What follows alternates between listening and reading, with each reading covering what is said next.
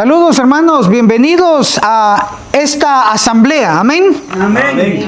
Vamos a tener nuestro tema que lo hemos titulado Predicadores del Vaticano, Roma al revés es amor. Entonces vamos a analizarlo ahora. Vamos a tener nuestro texto de meditación y lo tenemos en Romanos 16, verso 18. Dice así: con suaves palabras y bendiciones engañan los corazones de los simples. Este texto nos dice directamente que hay engaño vía la suavidad, vía puro amor, esperanza.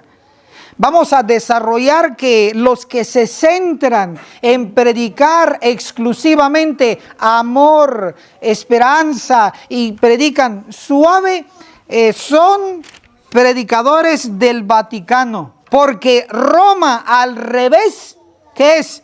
Amor. Vamos a verlo desde el ángulo profético. Vamos a arrodillarnos y orar. Arrodillémonos. Oremos.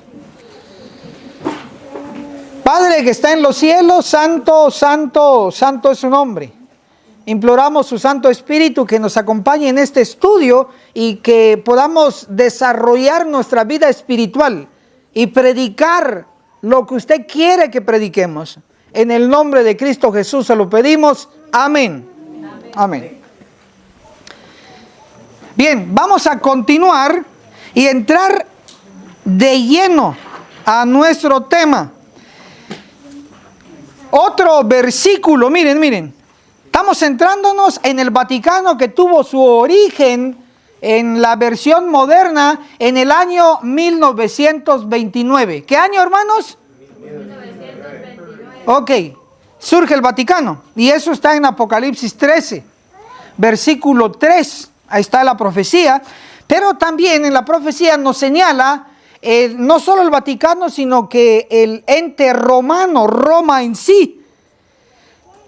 Leamos primera de Tesalonicenses, capítulo 5, el versículo 3. Declara así: que cuando estén diciendo paz y seguridad, entonces la destrucción vendrá sobre ellos repentinamente.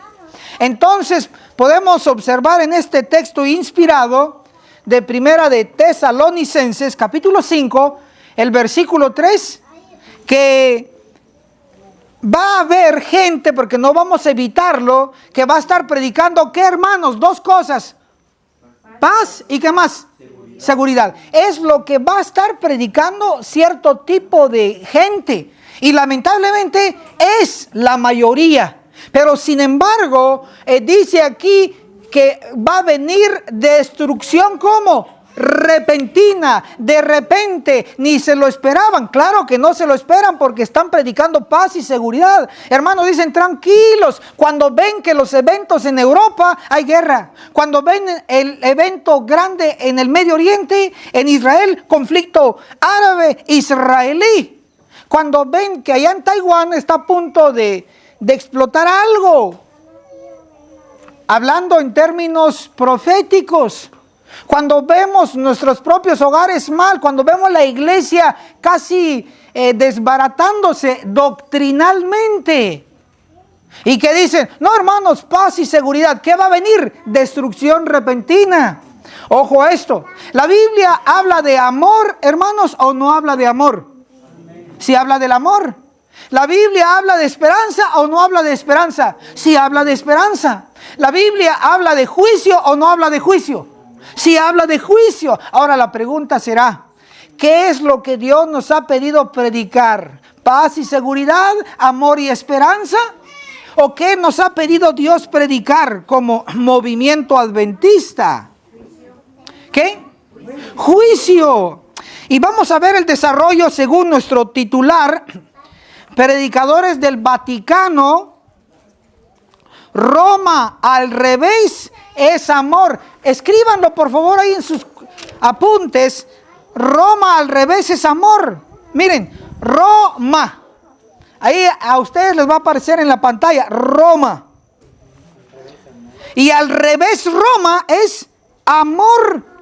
Entonces, los que están predicando amor, amor y puro amor, entonces son predicadores del Vaticano. Puesto de otra manera, son infiltrados. Pero hermanos, si en la Biblia habla del amor, hermanos, si en la Biblia habla de la esperanza, sí, es ciertamente. Pero hoy, en el tiempo en que vivimos, ¿qué necesitamos que nos prediquen? ¿Qué necesitamos predicar? ¿Qué Dios nos ha ordenado predicar? Es juicio. Entonces hoy vamos a sonar alarma para aquellos que les gusta lo suave, el amor y puro amor y palabras halagüeñas. Cuidado, es una alerta que hoy alzamos, alerta roja. Los que hablan tanto del amor realmente trabajan para Roma, porque Roma al revés es amor. Ahora vamos a mostrar un texto bíblico. En Hechos 19, el verso 21, declara así: pasadas estas cosas, Pablo decidió en el Espíritu ir a Jerusalén, después de recorrer Macedonia y Acaya, diciendo, después que haya estado ahí, debo visitar también, ¿qué? Roma. Roma. Y si usted lee Roma al revés, de la última palabra de Roma, ¿qué sería? La A, ¿no? Roma. Si usted lo lee al revés, desde la última palabra para atrás, sería amor. Entonces, hoy por hoy queremos llamar su atención a este poder religioso. En este caso, la profecía nos señala que fue un poder civil combinado con el poder religioso. Vamos a ir a unos textos bíblicos. Ayúdenme ahí a Daniel capítulo 2, el verso 33. Daniel 2, el verso 33. Declara así: sus piernas de hierro, sus pies en parte de hierro y en parte de barro cocido. Ok, para los que saben profecía, están conscientes que las piernas de hierro de la estatua de Daniel 2 representa a Roma. Pero ¿cuántas piernas tiene la estatua de Daniel 2, hermanos? 2 piernas. Y las 2 son de hierro. Una pierna representa a Roma imperial o pagana. Y la otra pierna representa a Roma papal. Entonces el hierro menciona el significado. El hierro representa a Roma en sus 2 fases. Ahí está, Roma. Ahora, ya hablando de Roma en su fase civil y religiosa, las 2 combinadas, entonces tenemos la siguiente cita. Daniel 7, el versículo 7. Miren cómo lo describe. Después de esto, miraba yo en la visión de la noche, y he aquí la 4ª bestia. ¿Qué bestia, hermanos? La 4ª bestia, espantosa y terrible, y en gran manera fuerte, la cual tenía unos dientes grandes, ¿de qué? De hierro.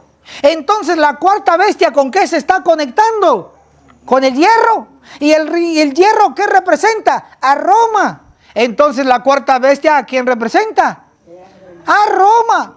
Pero así como hay 2 piernas de hierro, así también debe haber 2 partes o 2 fases de esta 4ª bestia. La primera fase es que esta 4ª bestia tiene 10 cuernos. Y leo Daniel 7, verso 7, ahora la última parte. Devoraba y desmenuzaba, y las obras hollaba con sus pies, y era muy diferente de todas las bestias que vi antes de ella, y tenía ¿cuántos cuernos? 10 cuernos. Entonces tenemos aquí que la 4ª bestia, su primera fase, tiene 10 cuernos. y está conectado con el hierro, en los dientes de hierro. Entonces es Roma. Este es Roma pagana, Roma imperial. Pero cuando pasamos a la otra fase, Daniel 7, el versículo 8 declara así: mientras yo contemplaba los cuernos, ¿qué estaba él viendo? ¿Y cuántos cuernos eran? 10. Eran 10, ojo pues. He aquí que otro cuerno pequeño salía entre ellos. Entonces, si de los 10 surge el pequeño, ¿cuántos llevamos? ¿Cuántos cuernos llevamos?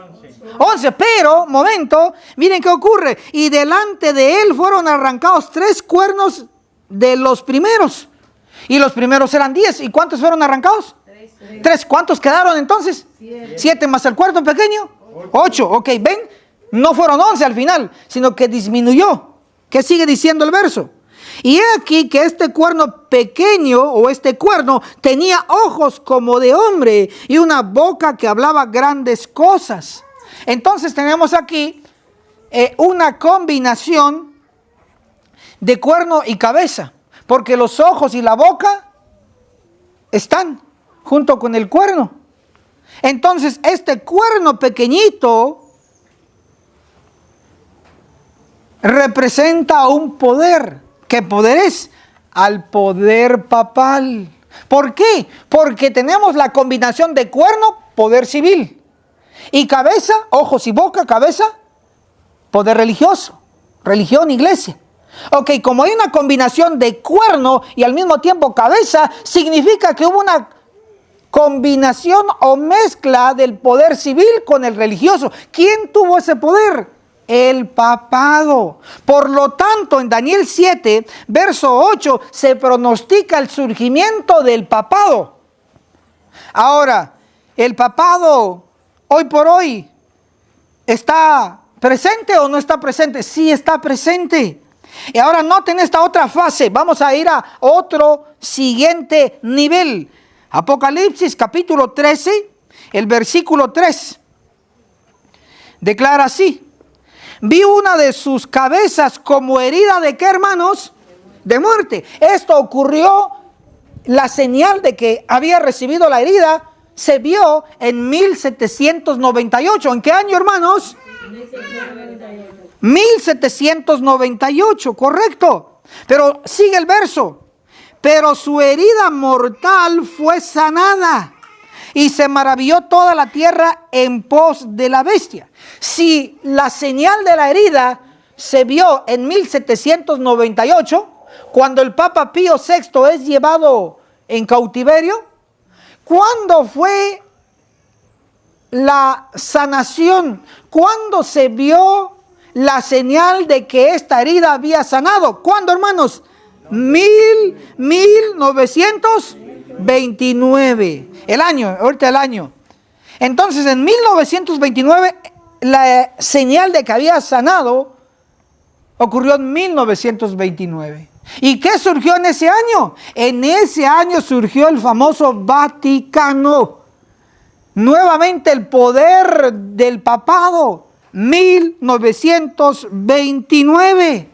Ahora, ustedes saben la época de la Reforma. ¿En qué siglo ocurrió la Reforma protestante en su apogeo, en su mayor poder? ¿En qué siglo ocurrió? Les voy a contestar yo mismo para que ustedes lo apunten. En el siglo XVI. En el 1500 es el año. Entonces, en el siglo XVI ocurre la Reforma. Ahora la pregunta es, ¿ya había ocurrido la herida, el golpe mortal al papado en el siglo XVI? Es decir, en el 1500, a principios del siglo XVI, ¿ya había ocurrido el golpe al papado o no? Pero si estamos hablando del inicio del siglo XVI. ¿Y cuándo es el inicio? 1500. Ya había recibido el papado el golpe en 1500, el mortal, y se vio la señal. No, todavía no. Que se empezó a dar golpes al papá. Sí, se empezó. Pero cuando se vio que ya estaba herido y se vio la señal de la herida, 1798. Pero luego, ojo a esto, luego en 1929, la herida sanó. Lo interesante es que provocó la herida. Provocó el protestar. Pero como se dejó de protestar, entonces la herida se quedó quieta y sanó. ¿Y cuándo se vio que sanó? En 1929, cuando surge el papado. Pero noten, quiero que tengan esos 2 años, 1798, herida, 1929, la sanación, estos 2 años, pero entre estos 2 años, este lapso de tiempo, ocurrió ciertamente un evento importante. ¿Estaba la reforma protestante? Claro que sí. Pero también en contraposición a la reforma surgió la contrarreforma. Y en eso surge lo que hoy conocemos como los jesuitas. Los jesuitas es una orden, ellos le llaman la Santa Orden de los jesuitas, pero ellos surgieron para ir a atacar específicamente a los protestantes. Pregunto entonces, ¿qué surgió entre 1798 y 1929? ¿Estaba ya la reforma? Sí, estaba activa, estaba fuerte, ¿cierto? Pero, ¿qué surgió además de la reforma? ¿Qué más había ahí? La contrarreforma. Surgieron los jesuitas. ¿Y los jesuitas a qué atacaban directamente? ¿En qué se especializaron? Atacar la reforma. Atacar la reforma. Entonces, debemos de comprender esos datos. Surgen los jesuitas y hoy por hoy ya la herida sanó, desde 1929 se ha visto, y siguen los jesuitas, y los jesuitas han seguido trabajando y se han infiltrado, inclusive en la iglesia adventista del séptimo día. Y por eso, los nuevos feligreses que se unen a la iglesia adventista, lo ven normal. Ven normal que alguien llene estadios, que alguien llene un templo arriba y abajo y full, ya no cabe nada más, y te están predicando puro amor. Te están predicando pura esperanza. O, como lo dice el texto bíblico en Romanos 16, 18, con suaves palabras y bendiciones engañan los corazones de los simples.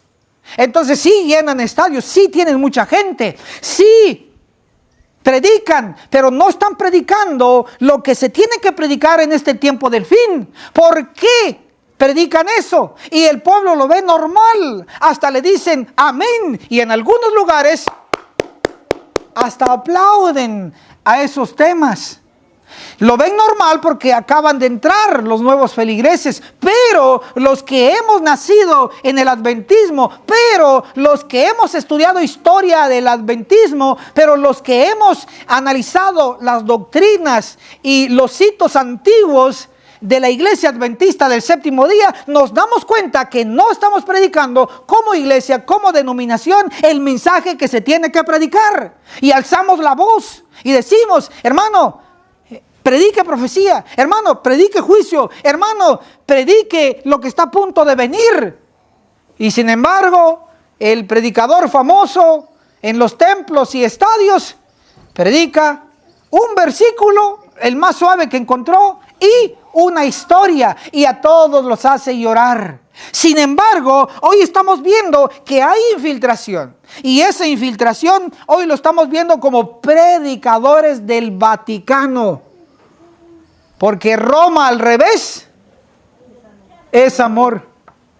Roma al revés, ¿qué es, hermanos? Amor. Amor. Hágalo, escríbelo, hermano. Roma. Y luego léalo al revés. Roma. La última letra de Roma es la A. Y de la A para acá, léalo. Amor. Siga predicando amor. Siga predicando esperanza exclusivamente. Hermano, ¿puedo predicar de amor? Sí, usted puede predicar. Hermano, ¿puedo predicar de esperanza? Sí, puede predicar. Pero que usted se centre exclusivamente su campaña evangelística, su sermón todos los sábados o su sermón en la reunión de tarde con los jóvenes, en la sociedad de jóvenes, y solo se centra en amor y esperanza, y no predica profecía, y no reprenda al pueblo, y no está en contra del pecado, entonces usted es un infiltrado. Entonces usted es un predicador del Vaticano, porque Roma al revés es amor. Hermanos queridos, estamos viendo esta gran verdad que muy pocos se atreven a decirlo. Pero hoy nosotros, en el nombre de Jesús, queremos seguir alzando la voz. Hasta aquí hemos visto una fase, la fase de la herida a Roma, la sanación del papado. Y hemos visto el surgimiento del protestantismo y hemos visto el surgimiento de la contrarreforma, en este caso los jesuitas. Nos hemos dado cuenta de eso y hemos tocado un poco sobre lo que vivimos contemporáneamente. Ok, ahora una cita más, ahora del espíritu de profecía. Notemos esta parte. ¿El Vaticano va a estar allí hasta el último día del tiempo del fin? ¿Qué opinan ustedes? ¿Va a estar o va a ser quitado? ¿Ya fue herido? ¿Fue recuperado? Ahora, ¿será que va a ser quitado o va a estar hasta el último día del tiempo del fin? Es decir, va a estar hasta la segunda venida de Cristo. ¿Qué opinan ustedes? Voy a leer una cita, El conflicto de los siglos, página 636. Si quieren anotarlo, El conflicto de los siglos, página 636. Dice así: Pablo dice claramente que el hombre de pecado, que es el papado, subsistirá hasta el segundo advenimiento. ¿Hasta dónde va a estar? Hasta el segundo advenimiento, es decir, hasta la segunda venida. ¿Quién va a estar ahí vivito y coleando? El papado. En otras palabras, ¿el Vaticano va a estar hasta la segunda venida de Cristo? Sí. Si el Vaticano va a estar hasta la segunda venida de Cristo, implica una cosa, que el movimiento Contrarreforma, llamado hoy la Santa Orden de los Jesuitas, también van a estar hasta la segunda venida de Cristo. ¿Qué significa esto, hermano y hermana? Significa que usted debe estar alerta, porque la infiltración no solamente es en la iglesia de los testigos de Jehová, en la iglesia mormona, en la iglesia pentecostal, sino que la infiltración es también en la iglesia adventista. Ojo, y sus ministerios en favor de la iglesia. Sí, quizá no lo había visto así. En los movimientos que trabajan en favor de la iglesia también hay infiltración. ¿Y saben hasta cuándo se va a poner un alto, por lo menos en el movimiento adventista, la infiltración? ¿Hasta cuándo se va a poner un alto, por lo menos en los grupos de adventistas que trabajan en favor de la iglesia? ¿Hasta cuándo se va a poner un alto de ya no más infiltración? Hasta que se cumpla Ezequiel 9. Hasta que vengan los 5 ángeles, que ellos saben detectar muy bien quiénes son los infiltrados y quiénes son los pecadores empedernidos dentro del pueblo. Hasta ahí.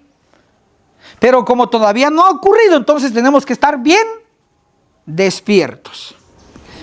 Bien, vamos a poner un ejemplo de cómo se ha infiltrado los predicadores del Vaticano, de Roma, en nuestro medio.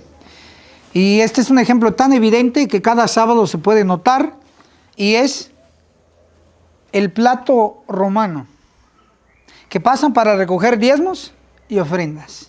En la Biblia no existe ni un solo versículo que indique el uso de ese plato romano dentro de los templos, mucho menos para pasar a traer los diezmos y las ofrendas. Pero ¿quién lo inventó? ¿Quién lo empezó a usar? La Iglesia Católica Apostólica Romana. Porque según Marcos capítulo 11, el versículo 15 y el versículo 16 y el 17, Cristo nunca permitió que utensilio alguno, en este caso el plato, se utilizara para dicho trabajo que hoy se usa. Marcos 11, verso 15 declara: vinieron pues a Jerusalén, y entrando Jesús en el templo, comenzó a echar fuera a los que vendían y compraban en el templo. Una pausa aquí. Tenemos que comprar y vender. ¿Qué se requiere?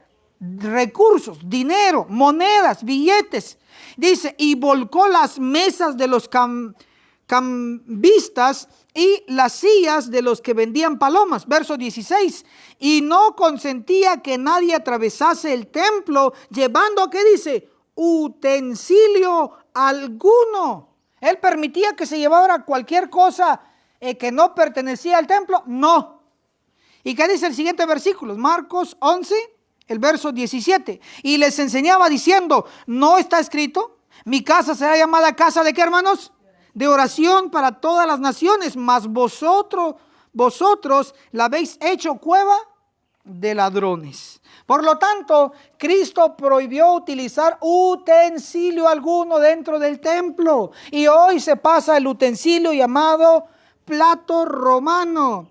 Por lo tanto, ese es un ejemplo de la infiltración jesuita en la iglesia. Si tú eres diácono, renuncia. Tenemos testimonios de diáconos en plural que han renunciado una vez aprendido esta gran verdad que se está limitando dentro del pueblo. No se está enseñando y no se está cambiando. Ahora, ¿se va a cambiar esto del plato romano? No, no lo van a hacer. El plato romano va a seguir pasándose cada sábado en los templos adventistas a nivel mundial hasta Ezequiel 9, hasta que vengan los ángeles con sus armas destructoras. Hasta ahí es donde va a llegar el límite del plato romano. De ahí para adelante ya no más, porque estarán los sellados los 144,000. No más. Ahora, usted puede preguntar, Pastor Enoch Martín, ¿y entonces qué hay que predicar? Ya sabemos de que hay predicadores de Roma, ya sabemos que hay predicadores del Vaticano, porque Roma al revés es amor. Ya nos dimos cuenta de eso. ¿Qué hay que predicar entonces? Bien, les voy a dar por lo menos 9 citas bíblicas de lo que hay que predicar. Y la primera referencia que les vamos a compartir es Mateo 12, el verso 36. Vamos a utilizar masivamente la Biblia en este momento.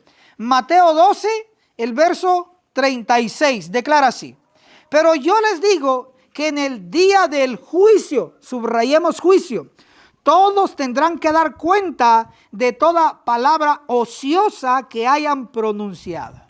¿En qué día, hermanos? En el día del juicio. Ok, ¿qué hay que predicar? Juicio. Una cita más. Segunda de Pedro, capítulo 2, el verso 9. Todo esto demuestra que el Señor sabe librar de la prueba a los que viven como Dios quiere y reservar a los impíos para castigarlos en el día del juicio. Segunda de Pedro 2:9 es lo que acabamos de leer. Entonces nuevamente habla del día del juicio. ¿Qué hay que predicar, hermanos? Juicio. Una cita más, vamos ya 2 citas, vamos a la tercera. Hebreos 9:27.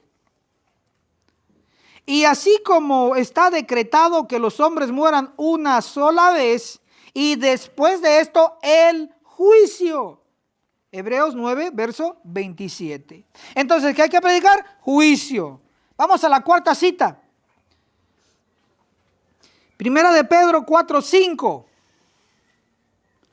Pero ellos darán cuenta a aquel que está preparado para juzgar a los vivos y a los muertos. Nuevamente, juicio. ¿Dónde leímos esto? Primera de Pedro 4, el verso 5. Ok. ¿Cuántos versículos llevamos? 4. Vamos ahora al quinto. San Juan 12:31. Y hasta aquí el juicio de este mundo. Nuevamente juicio. Llevamos ahí en San Juan 12:31. 5 versículos, ¿verdad? Sí. Vamos al sexto. Lucas 10. Esta es otra referencia. Lucas 10 del verso 13 al 15. Ay de ti, Corazín. Ay de ti, Betsaida. Porque si los milagros que se hicieron en vosotras hubieran sido hechos en Tiro y Sidón, hace tiempo que se hubieran arrepentido sentados en silicio y ceniza. Por eso en el juicio será más tolerable el castigo para Tiro y Sidón que para vosotras. Y tú, Capernaum, ¿acaso serás elevada hasta los cielos? Hasta el Hades serás hundida. Entonces nuevamente aquí nos menciona el juicio. En esta referencia de Lucas 10 del verso 13 al 15. ¿Cuántas referencias llevamos? 6. Vamos entonces a la séptima. Salmos 98, el versículo 9. Delante del Señor, pues, viene a juzgar la tierra. Él juzgará al mundo con justicia y a los pueblos con equidad. Salmos 98, el verso 9. Llevamos 6 referencias. Nuevamente juicio. Ahora, primera de Pedro 4, 17.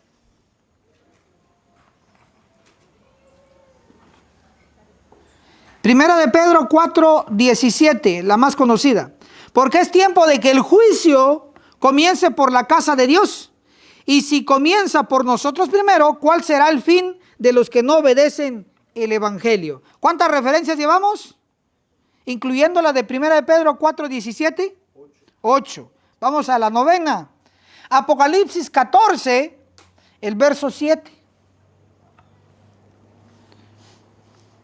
Diciendo a gran voz, temed a Dios y dadle gloria, porque la hora de, ¿qué, hermanos? De su juicio ha llegado. Adorad al que hizo el cielo y la tierra, el mar y las fuentes de las aguas. Entonces, estas 9 referencias nos están hablando de juicio. Entonces, por si a alguien le quedaba duda, hermano, entonces no hay que predicar amor, hermano, entonces no hay que predicar esperanza. Sí puedes, pero no debe ser el tema central, pero no debe ser el tema de todos los sábados, no puede ser el tema de todos los días, no puede ser el tema de toda la campaña evangelística. Fuimos llamados para predicar juicio. Y con estas 9 referencias la estamos confirmando. Hermano Enoch Martín, pero ¿dónde está centrado el juicio hoy? Bueno, está centrado en lo que los estudiosos saben con grandes detalles sobre el juicio de los vivos. ¿En dónde, hermanos? Ezequiel, capítulo 9. Leo una cita. En Materiales, 1888. En el tomo 3 de Elena G. de White, en la página 1303, declara así: estamos en los peligros de los últimos días. Pronto vendrá el momento cuando se cumplirá la profecía de Ezequiel 9. Dice que la profecía de Ezequiel 9 ya se cumplió o que se va a cumplir. ¿Qué dice Elena de White? Que se va a cumplir. Esa profecía debe ser estudiada cuidadosamente porque se cumplirá al pie de la letra. Materiales 1888, el tomo 3 por Elena de White, página 1303. Entonces, esta cita ubica el capítulo de la Biblia que se centra en el juicio de los vivos, que se va a cumplir todavía en el futuro. Ahora, los nuevos creyentes que son bautizados, según las estadísticas, ocurre 1 millón de bautismos o de nuevos creyentes que se unen a la iglesia, 1 millón cada año. Pregunto, ¿a ese millón de creyentes adventistas recién bautizados están enterados que viene el juicio de los vivos? No. Y entonces he ahí la importancia del tema de hoy, que hoy los predicadores del Vaticano están predicando amor. Hoy los infiltrados se centran solo en amor. Hoy los infiltrados se centran solo en palabras suaves. Hoy los infiltrados se centran solo en temas de esperanza, pero no predican lo que tienen que predicar. ¿Qué dice Apocalipsis 3:14? ¿Qué iglesia se menciona ahí, hermanos? Apocalipsis 3:14 habla de la Odisea. Y la Odisea está formado por dos términos.